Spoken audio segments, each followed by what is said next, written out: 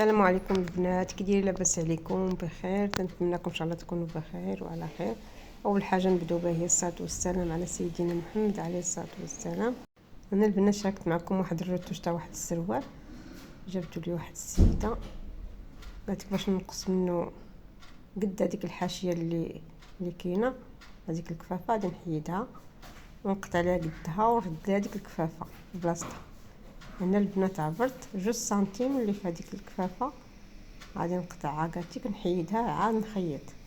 اذا غادي نمشي نص سنتيم من هنا نص سنتيم من هنا ماشي مشكل، قالتك هذيك خاصها تقطع. انا عبرت حيدتها بشويه وحده بوحده، درت مع الخياطه وحيدتها وعبر 2 سنتيم وتنمشي بالعبر هكا ديال 2 سنتيم.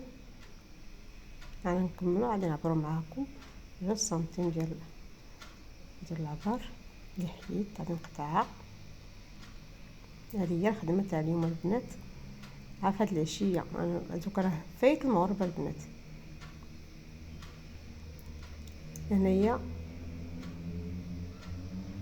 نقصت واحد السنتيم، درت بالسروال سنتيم. هنا رديت ديك الحاشيه شتيها قطعتها ورديتها ودوزت عليها ديك الخياطه ديال الحاشيه ديال الصباط على السروال من الفوق وصافي. تنتمنى الفكره تعجبكم. السلام عليكم ورحمه الله. الثمن ديال الخدمه البنات راه 15 درهم باش شديت من عندها وخلات لي 5 دراهم.